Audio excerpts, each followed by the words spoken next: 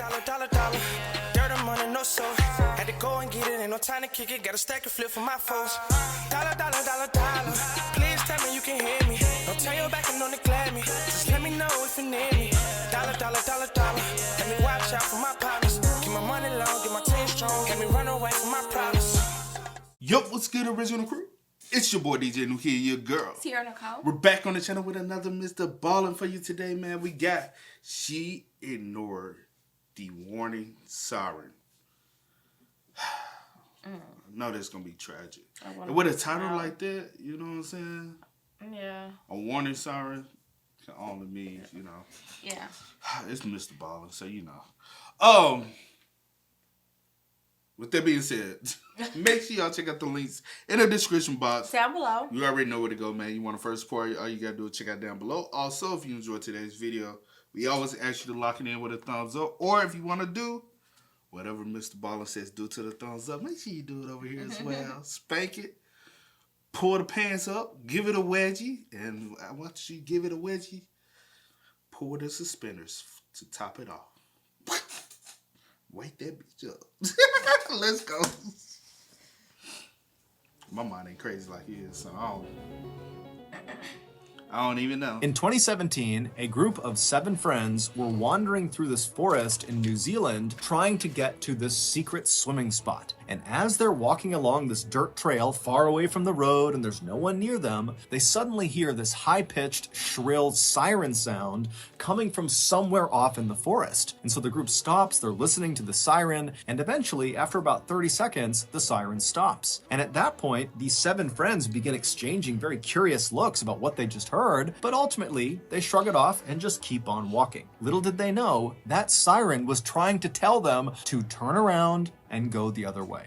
But before we get into that story, if you're a fan of the strange, dark, and mysterious delivered in story format, then you've come to the right place because that's all we do, and we upload once a week. So, if that's of interest to you, please send the like button a beautifully wrapped gift for their birthday, but fill the gift with a spring-loaded boxing glove that punches them right in the face when they open it. Also, please subscribe to our channel and turn on all notifications so you don't miss any of our weekly uploads. Okay, let's get into today's story.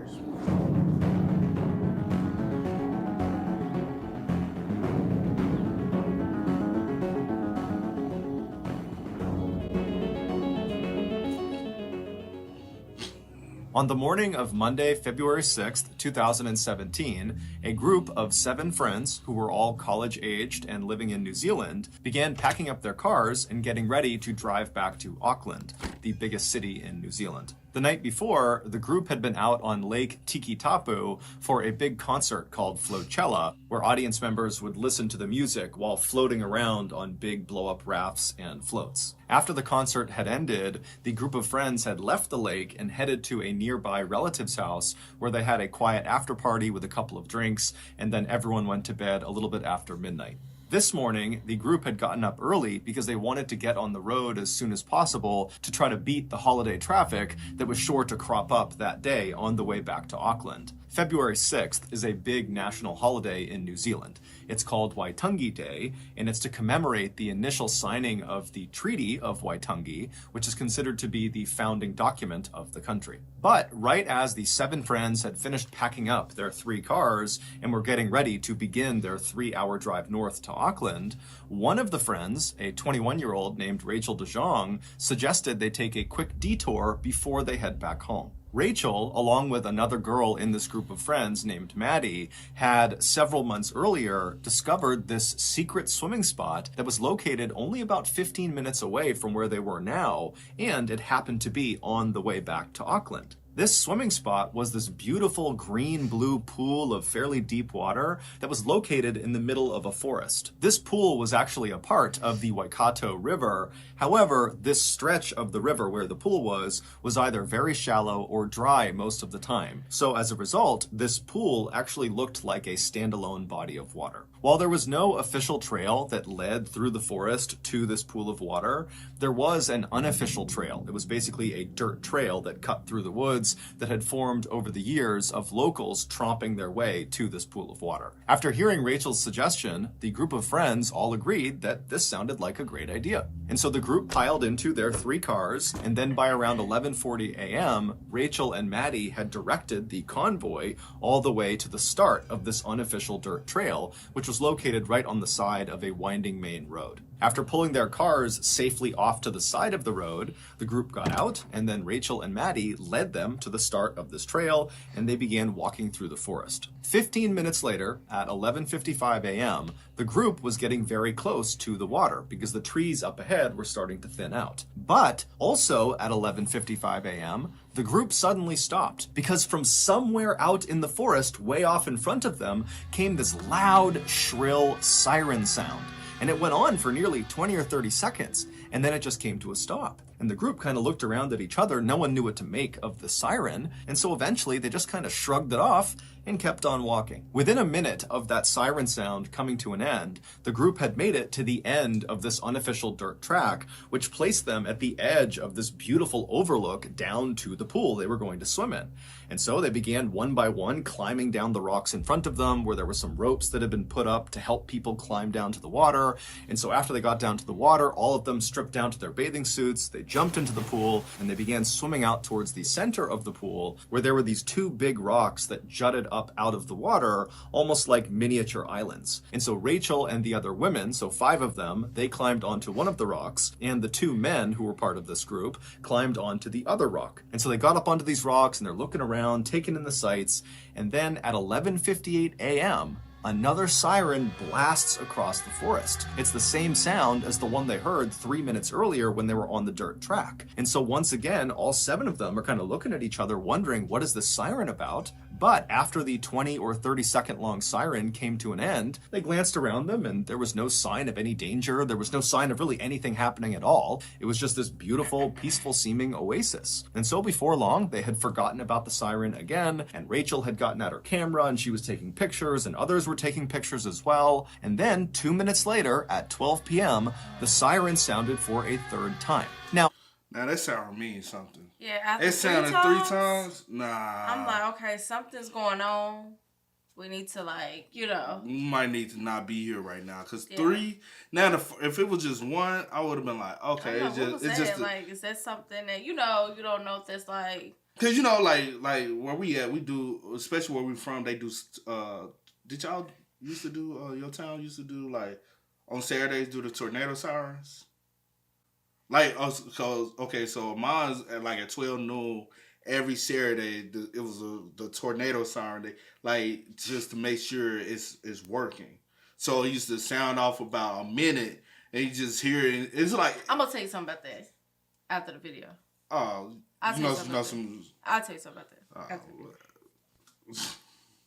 At this point, the group has heard the siren 2 other times, and even though the sound of the siren was kind of jarring because it was so high-pitched and shrill and really cut into their ears, this time, because they've heard it 2 other times and nothing happened, they all pretty much immediately wrote it off. So the siren's sounding for the 3rd time, and the group is not really paying attention. But when the siren finally stops this 3rd time, something very different began to happen, and the group immediately noticed it.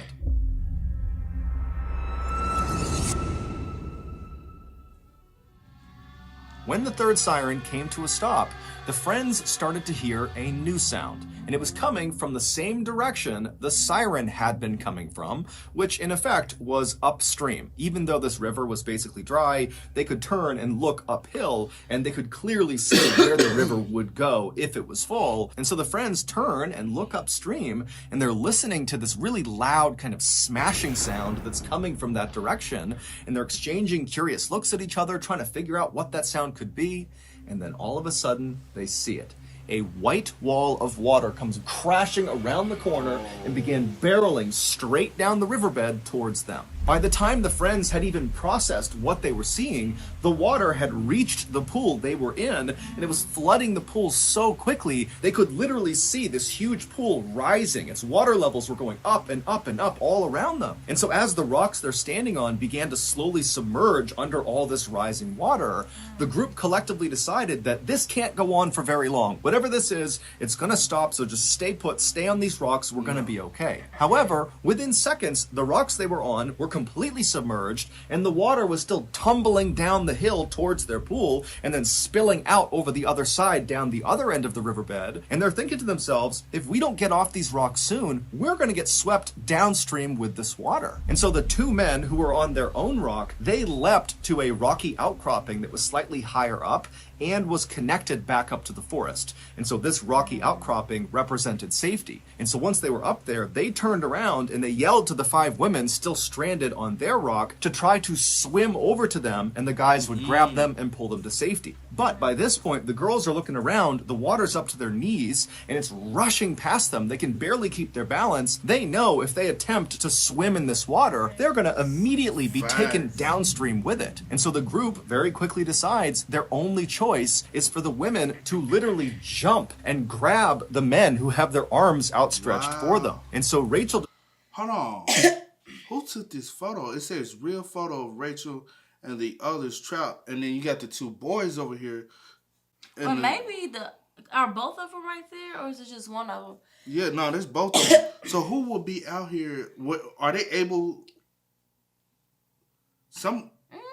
That's crazy. She was the first one to try this. She leaps off the rock, she grabs the guy's arms, and she gets pulled to safety. And then she turns around, and she and the other 2 men continue to get the women to jump off the rock to them. And at first, it's going fairly well until they get down to the second to last woman who leaps. She grabs one of the guy's arms, and then both of them lose their footing, and the guy and the woman, they both get swept away downstream. They're gone. Rachel stays calm, and she moves to the position where the guy had been who just got swept away. And she takes out her GoPro camera selfie stick and she extends it out to the last woman who's out on the rock. Her name is Alice. And she tells Alice, jump and grab the selfie stick. And so Alice, who's almost completely submerged in water now, makes this frantic jump to grab onto the selfie stick. She grabs it for a second, but then loses her grip and she begins being swept away. And Rachel, who at this point was completely safe, immediately jumped into the rapids after Alice. She grabbed Alice, she attempted to turn around and grab the rock to stop them, but she couldn't get a grip, and she and Alice were also swept downstream out of view. 2 weeks before Rachel, Maddie, Alice, and the others had gone to this secret swimming spot, a warning sign, like a physical warning sign that warned people not to go near this river, don't go near this pool, was stolen. And that warning sign was normally placed at the very beginning of that unofficial dirt track that the 7 friends took to get to the pool. Meaning, when the 7 friends got out of their cars and began hiking into the forest to go to this pool, they would not have understood the danger of where they were going. Now, it is true that Rachel and Maddie had previously discovered this swim spot several months earlier. However, it seems like they had just learned that this swim spot existed and how to get to it. It did not seem like they had literally walked this trail and gotten to the pool, and so very likely they would not have known about the dangers this place posed. The pool of water they were swimming in was not actually dangerous itself. It was only dangerous because the pool was located in the middle of a spill zone. About 650 feet upstream of the pool they were swimming in is a dam, and 3 to 4 times a day, they open their gates, releasing 20,000 gallons of water per second down this mostly dry riverbed, and the water comes careening across that pool all the way to the bottom. The gates stay open for about 15 minutes, and the only reason this is done is for the spectacle of it. It's to show tourists what this riverbed looked like before the dam was built. And what this riverbed looked like before the dam was built was a raging rapid. On February 6th, 2017, the dam was set to spill at 12 p.m. So those sirens the friends heard at 11:55, 11:58, and then 12 were all warnings that a spill was about to occur. But of course, the 7 friends had no idea. After the 12 p.m. spill had finally ended, the 3 friends who had made it to the rocky outcropping and had not been swept away by the current went looking for the 4 other friends who had been swept away, and they would find them. 3 had miraculously survived. That is so sad, bro. That is so, yeah, that's Like definitely sad. three are able to. And they having to witness their friends get swept away. And then who, like, the people who steal signs, to me, are kind of weird, bro. Yeah, that's cause it's different, even our especially stop a sound sign, like that. like even our stop sign out here, Yeah. like they constantly keep stealing to the point they don't even put it back no more. Yeah. They're like, bro, like at this point, y'all keep They vandalizing. not stealing, they tagging and doing, and it's just like, why? And we don't live in bro, we live in one of the most suburban areas. Yeah, so it's like, bro, what is wrong with y'all? Very weird. Who had been swept away, and they would find them. 3 had miraculously survived, but 1 had not. The sole fatality was 21-year-old Rachel DeJong, whose idea it was to come and swim at this spot in the first place. Rachel also was the woman who had left safety and jumped back into the rapids to attempt to save her friend, Alice. Today, there are many more warning signs and fences that have been put up around the Waikato River to prevent people from getting too close, because the dam still, despite the fatality, spills several times a day. However, despite all these precautions and all the notoriety around Rachel's death, people still today sneak in and go swimming in that secret pool. That's crazy. That's sad. So that's going to do it. If you got something out of this episode and you haven't done this already, I hate that. That's yeah. so sad. And then not only is that the biggest thing from it is because it's still information it's not stated, right? My thing is how the other 3 were able to survive, and her, like, I'm saying, like, what part of the river were they? I have a lot of questions that Mr. Ballen just didn't answer. What part of the river were they dumped out? Like, what you trying to say? Like, dumped out, or did she hit her head on a rock during the rapids, or like what were they able to some kind of way join up together, and they couldn't rescue her afterward? Like, it's a lot of missing information behind it. Okay. We just didn't get the answers from this. We got the story, but not the answers that we probably really want. You know what I'm saying? Because it's just a sad situation, especially since she was, at safety and she jumped out there to, save her friend or whatever, which is super brave. And the idea of them going to it probably is not just on her, because her and Maddie had already previously been. Yeah, they just thought it'd be something. They probably enjoy the water. Obviously, they was at the they've been there before. Well, they had been there before. No, I'm saying they've been to the water. Yes, they have. Maddie and Rachel, they had discovered it, but they probably had, for you to discover something, you have to, or they knew about it or found out something about it. But regardless of the fact, they probably love water or whatever the case, because they was at the Floatcella or whatever the case. They just thought it would be a good idea, for them to just go before they for real, get on the road or whatever the case may be. But it's just a sad situation to, especially lose a friend that way, and then to having to witness them, being swept away and all of that. So it's sad. Yeah, it's a whole sad situation, because it all could have been prevented by stupidity and idiotic people. Like, why stealing a sign? Like, the sign is there for a reason. Even if it's a warning sign. But if you go, you're at your own risk. Yeah. So just go at your own risk, but don't put other people. What was the point in doing that? Well, I got a sign. Yeah. Come on now, bro. Or to hang in your room or something, or to just because. What I got, man? I don't know. That's weird. You put up a warning sign, we're gonna steal your warning sign, man. Yeah, that's sad. We're gonna go do what we want to do. But it could have prevented them, because they could have saw the warning sign. Because regardless, it said, and was like, "Hey, we can't go there. Dang. All right, let's just get back on the road and." Yeah, because even if it's one of those situations where, because they have the warnings now, but people still sneak in or whatever, like me, say for instance, I see a warning sign, but you know, I'm like one of them daredevils, and I just take a chance or whatever. I would have linked maybe 2 and 2. My brain, something would have kicked the sirens or something. Something would have kicked them out. You know, be like, I remember seeing this sign, and then this. You know, maybe have some type of correlation to each other. You know, or something like that. So that's because sad. They was hearing the sirens, but they didn't know what the sirens mean. What are the sirens? But you know, and then I guess you don't see any danger, so you're like, we're not in danger. I don't know what this is for. And I guess they wasn't familiar with the area to even know about the damn thing being. They weren't from there. I know they wasn't from there, but they were still from New Zealand, but they were traveling back. Yeah. But I'm saying I guess they wasn't familiar with this dam being like a tourist spot. Oh, and like the information behind it. Yeah. So that's another thing. Like, but the warning sign should have been there, and whoever the fool is that took it, like, it's kind of not your fault, but it's not your fault, but you kind of contribute to. It's just because that could have happened to anyone. And now people being idiotic and going. That's on you. Something happening because now they have more protection, more barriers up to allow you to know. I just hated that she was like, she was the lone one that had to like suffer demise through just a fortunate situation, you know. Mm-hmm.